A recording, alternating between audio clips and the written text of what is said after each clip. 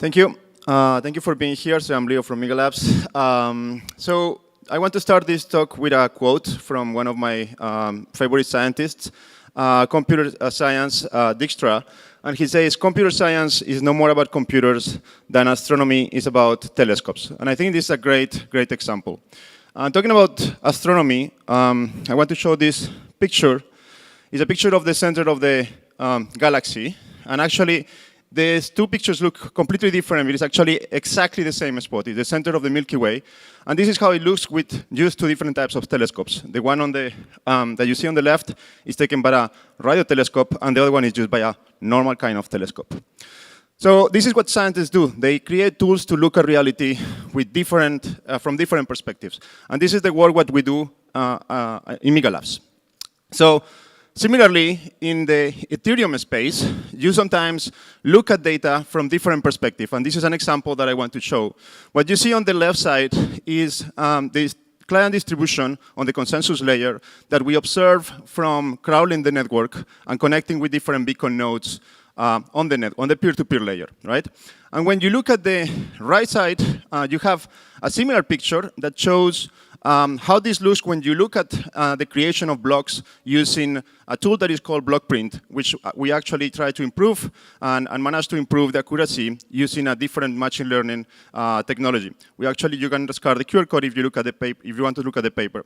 But what I want to show here is that if you really look at the numbers, there are some differences between one and the other, because what really happens is that sometimes we have many more validators in one beacon node, and then when you took off these two pictures, you will see different realities in the same way you do when you see with two different types of telescopes. And this is what is really important, that to really understand what is going on, looking at reality from different perspectives. So here, for example, if you look at the green, Teku has like 12% of the beacon nodes, but in reality is creating 23% of the blocks. This is because apparently they are focusing on nodes with really high number of validators. If you look at the execution layer diversity, this is what we can see doing some graffiti analysis.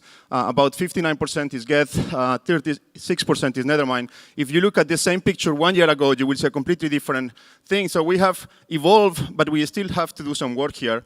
Of course, not all the blocks in the system have graffitis that allow us to do this work. Only about 13% of the blocks have a graffiti that allow us to analyze this. So this is important, actually. I want to say for you guys that are running nodes in the audience, we have seen that quite significant improvement of useful graffitis in the last 6 months.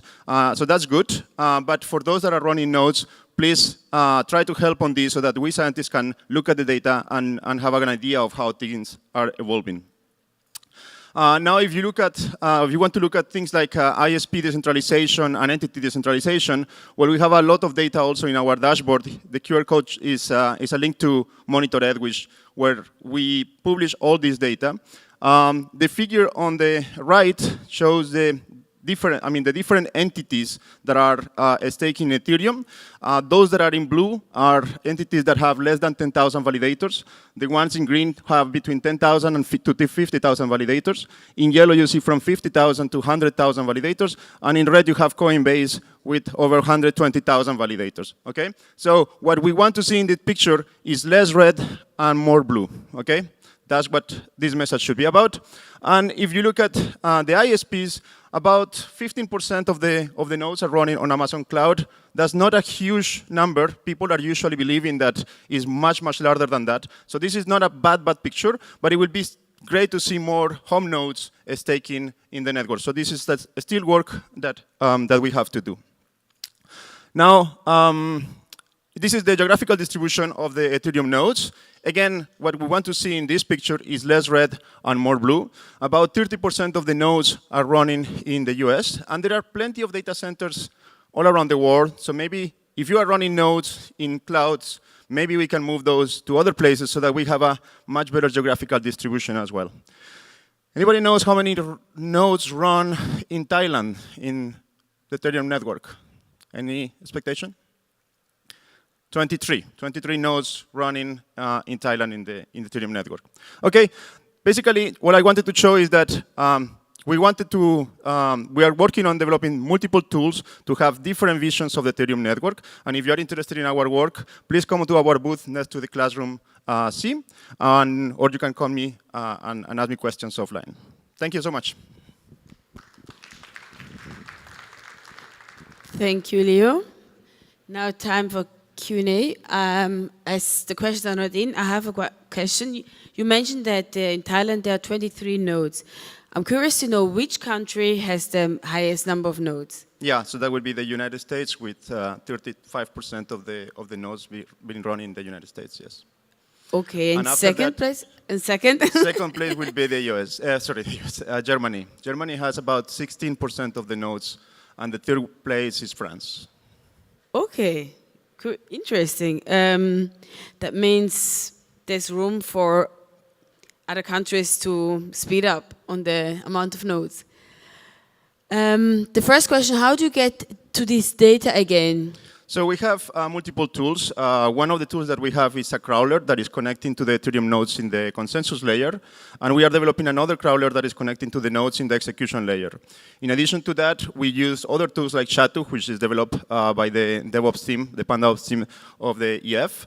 That is also gathering a lot of data, and we also use that data. We also developed another tool that is called GoTeth, that is actually one of the tools that we have used to do this analysis on the beacon, the nodes, the blocks.